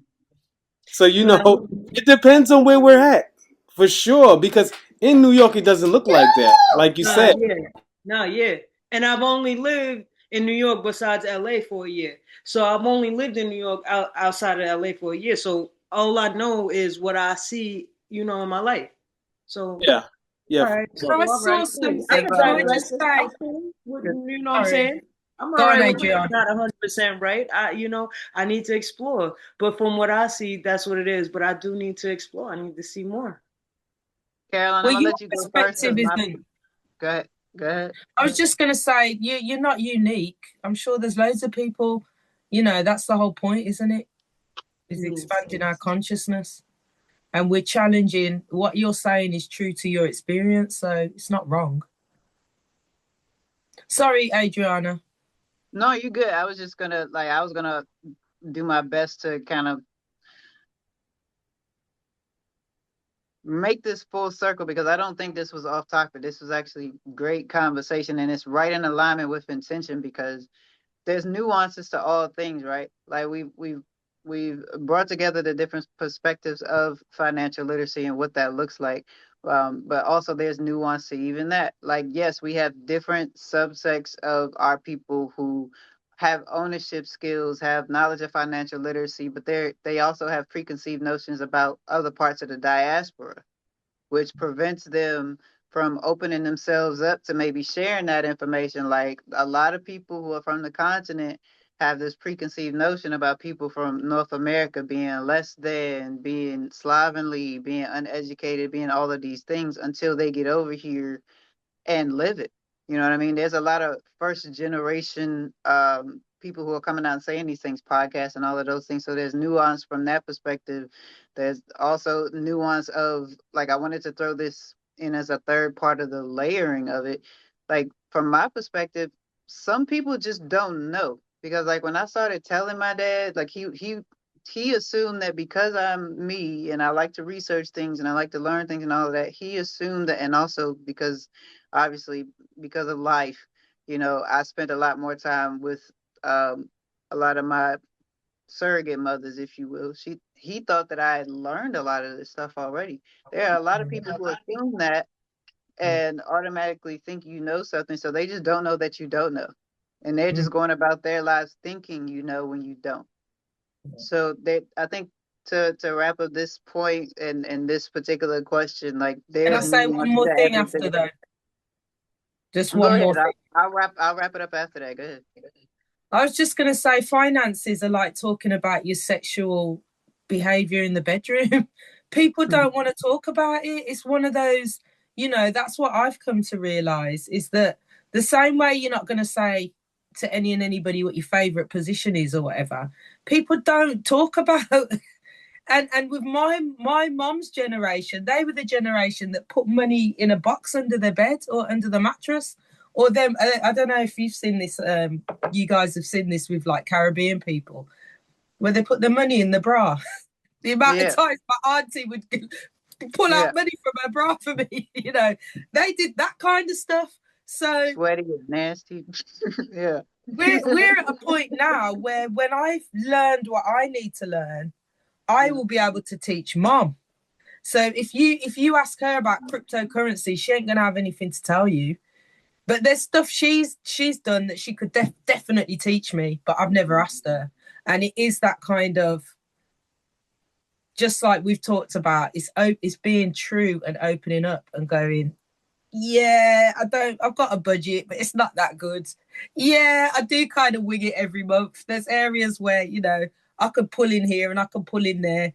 You know what I'm saying? Yeah, like when you said to me before, Cynthonia, like just invest £20 or whatever, you know, you don't need a lot of money. And so many people have told me this. It's my problem that I've gone, you know what I mean? Yeah, because I've got to figure out who do I use to invest with? What do I have to do with that? I've heard all the myths about once you start investing, you got to be on that thing 24 hours a day. Anything like that, I don't want to do. So I just think finances is so personal. And people like Earn Your Leisure have done a brilliant job of opening it up. And the last thing I want to say is that watching Earn Your Leisure. It wasn't Earn Your Leisure. It was Rashad and Ian, and they were talking about the whole thing of how what you said, Adriana, about the African perspective of African Americans or FBA, foundational Black Americans, and that what Rashad was saying, which I thought it's definitely educated me, was that they just don't get the system of slavery and what that has done to the mentality of foundational Black Americans. You know, the Jim Crow, and I can't act like I know all about it because I don't. But being from the Caribbean, I do know the impact that slavery had on my family from in the Caribbean. So I think that's a part, an element of it that can't be forgotten, is that to be a migrant coming to America, you're in a different mental space to start with. You haven't got a pipeline to the prison system for your Black boys. You're not scared that if you send your pitney out on their own, they might get shot or arrested or beat up by the police. Like, there's a different fear attached, you know, that's in, it's genetic, it's DNA as well. That's all I wanted to say. Can I say? Okay. Can I ask a question? Because Go ahead. Go Adriana, ahead. I'm sorry. Are you saying something? I'm sorry. No, go ahead. You go first because what I'm gonna say, I'm gonna wrap You up going this into the question. So next go ahead. question? Okay. No, So I just go want ahead. to Go ask. ahead. Go ahead. Go ahead. So, well, besides we all said like financial. So, because also my woman wants to also like learn about like crypto and trading and stuff. So I'm actively looking for like a what do you call, like a webinar or whatever for us to attend. So if I find one, I'll put the link in or whatever ahead of time. So if you guys want to also join or whatever, you could do that. Looking for like I want to teach it because even though I know about IRA, Roth accounts and this and third, it's kind of hard to teach something that you don't really know really, really well. It's hard to teach it to somebody else. So it's like Mm-hmm. I'd rather just find somebody who's a professional who could like even I could sit in there and we can go over it together. So I'm just saying like I'm looking for a good one, of course, because it's for my woman, so it's gonna be a good one. So I'm gonna if I send the link or whatever, like I'm just letting you guys know. If I send the link, Thank you. sign up because it's gonna be a good one. Nice. Word up. Appreciate Fantastical. that. Appreciate that. To wrap up this question, which brought on a whole uh like a list of reasons why this is in alignment with intention. I'll say what all of this tells me, and I hope tells the audience, is that we need to stop not having the conversation.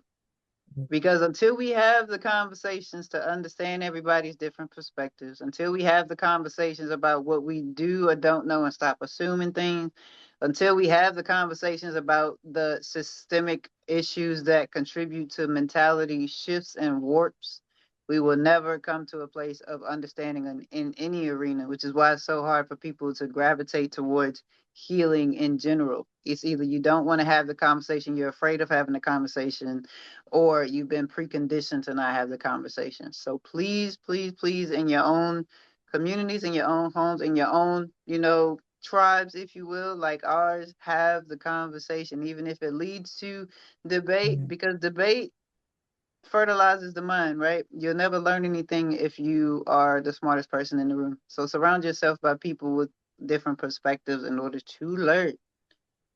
And the final question, I'm gonna go to I am I first. Is there anything you've learned in 2025 that you'll continue using in 2026?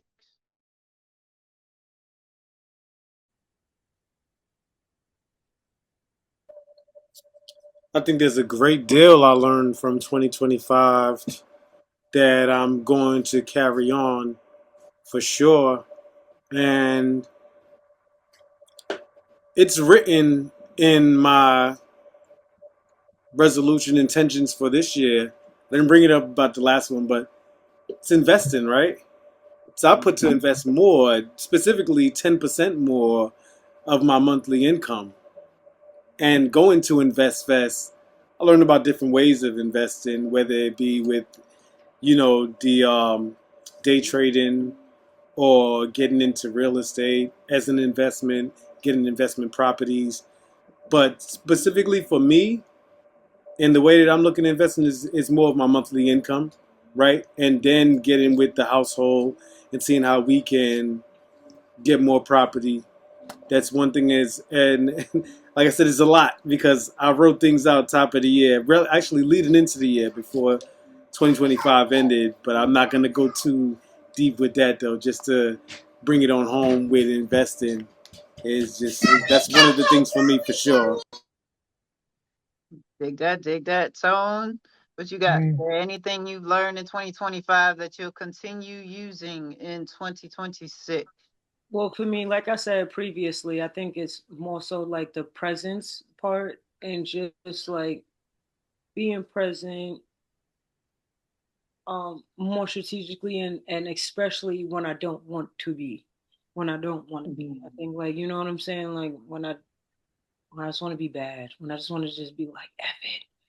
I'm tired of being good. I'm tired of you know what I'm saying? People be freaking scamming and being bad and just letting go and and they get ahead and I'm trying to do things, everything right, and I feel like so sometimes I'll be like, F this, but in that like I know that in that me being who I am and staying grounded and staying in that and staying present and doing the right thing, like even though in this world it may seem like it's not, like I know in my heart and in my spirit that there's going to be a great, great good that's going to come from me staying down and staying, like, you know what I'm saying, present in the right way. So for me, I just wanted to continue to be present and continue to fight through the hard times and the hard parts where, you know what I'm saying, I want to be like everybody else and I want to just do the easy thing. You know what I'm saying? So I think for me, that's it. I just want to continuously be authentic, do the hard parts to be stronger and be present. That's it. Cool. That's the work. That's the work to continue to push through. For me, something that I learned well, I've run a list. Y'all are familiar with the list. But one of the biggest lessons I've learned in 2025 that I will continue to use in 2026 and the rest of my life is to 100% trust myself, trust my intuition, and to move according to that. Because you can learn 100 times that you want to do this or you want to do that or you shouldn't have done this or shouldn't have done that and run into that brick wall. But it's the moment when you start following it and using no as a complete sentence and doing the uncomfortable thing when you want to be present for someone, but in that moment you're not feeling it. And then later on you see why. Trusting your intuition leads to making the best intention for you, leads to progress and productivity in general, in my opinion. Like obviously there's a lot of nuances to that, but it starts with trust and self. If you don't 100% trust yourself, how can you extend that to your projects, to your people, to the people you want to expand your wings and learn from? You know what I mean? How will you have the right perception when you're going into a room to know whether something is for you or isn't? So definitely trust in self is a huge one for me. Supernatural C, is there anything you've learned in 2025 that you'll continue using in 2026? 100% AI. So I Hmm. entered 2025 with no idea, terrified. And then I did AI and productivity course, which was just brilliant. It was a virtual course that was like 3 months, 4 days a week. And they took us through everything. And for me, I am definitely we're positive. So I'm of the mindset that I'm not scared of it. I'm not scared of what could happen with it and all that. Like, if that stuff's going to happen, it's going to happen. So sitting around being afraid of it ain't going to do no good. But for me personally, it's just amazing. And me and my friend, as I said, we're setting up something and we've met once a week for 4 weeks and we've used AI in the process. So we use Notebook LM to do some research and to spit out some stuff that we can use to support the selling of the thing. But we every week we get together and we use it, and because we've got something practical to use it on, every week we're mind blown. Like, we got it to do us a logo. The logo was banging, like the first logo that it did, and then we kind of tightened it up and tightened it up. But it's for me, it's just remembering that it's there, and remembering that you can use it for so many things, because I think that is a shift in my consciousness to I've had a lot of moments where I've kind of gone, oh, I want to do that, but I've got to figure this out, I've got to figure that out, and then I go, ding ding, AI. Yes, Cynthonia. But yeah, it's just remembering it's there, and the more we use it, it's a leveler for the world. All these people that are in these poverty situations and that, if you've got access to the internet and you've got a device that you can use it on, a lot of it you can use on your phones as well. I know IMI uses 11 Labs. There's the whole thing about creating apps as well, which I am on it this year, because I'm just like, you create an app for something, be clean gone. So yeah, AI for me is something that I learned last year. I started to dip my toes in, and now I'm super excited by it. I love it. Love that. If one person lacks in that knowledge, we all can share that here and let that be a lesson to anybody listening. Don't just settle into one thing. Learn from everything because clearly, if you accelerate your knowledge, you accelerate your path, you accelerate your life. Does anybody have any final thoughts on this very hefty topic of intentions before we close out? Final thoughts. I just want to say everything. I love the way that everybody touched on intentions in a different way at a different capacity, because it is a compound word. It's a compound, you know what I'm saying? It's not just like my intentions are to do good. So I love the way that everybody did their performance pieces on different levels and different aspects of intention. That's number one. Okay. Number two, I appreciate everybody's answers to their question, because I gained a lot of knowledge and understanding, you know what I'm saying, through the way everybody answered their questions. A lot to feed on, a lot to meditate on. No pun intended. Not just meditation, got to walk. But yeah, today was a really good one. But this is just a sidebar. See, Yeah. Caroline, did you dye your hair? It looks good. It looks like fresh. Yeah, man. That's an intention for this year. I said this year these roots are not going too long. They look good. I'm hitting them roots. I'm hitting them roots faster. They come through. I color them. Get it going.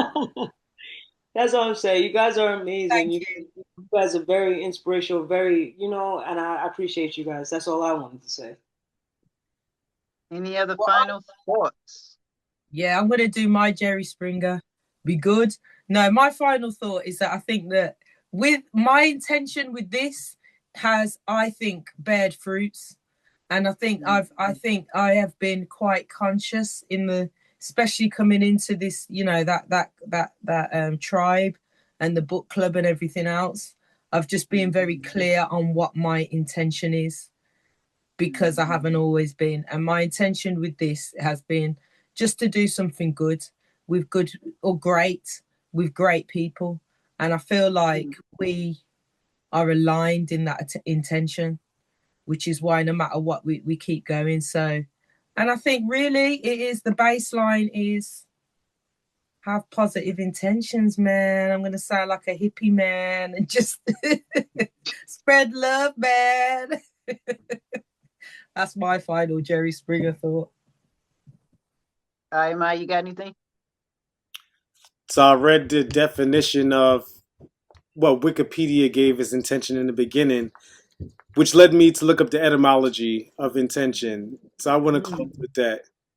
Intention originates from the late 14th century Middle English intention, meaning purpose or aim. It derives from Old French intention and Latin intentionem, nominative intentio, signifying a stretching out, straining, exertion, effort, or attention. It stems from intender, meaning to turn one's attention or to stretch out. So while we get into the root, remember, keep those intentions clear, stretch yourself, so that way you can reach new heights. That's it. Love that. And I love I'll wrap that. that up by saying expand your consciousness, expand your reach, expand your confidence, expand your knowledge. Be open to the conversation and be open to being wrong so you can elevate and become right. We appreciate y'all for joining us, and this has been the Intentions episode of the Well Beings Podcast. Peace, love, and light. Peace, love, and light.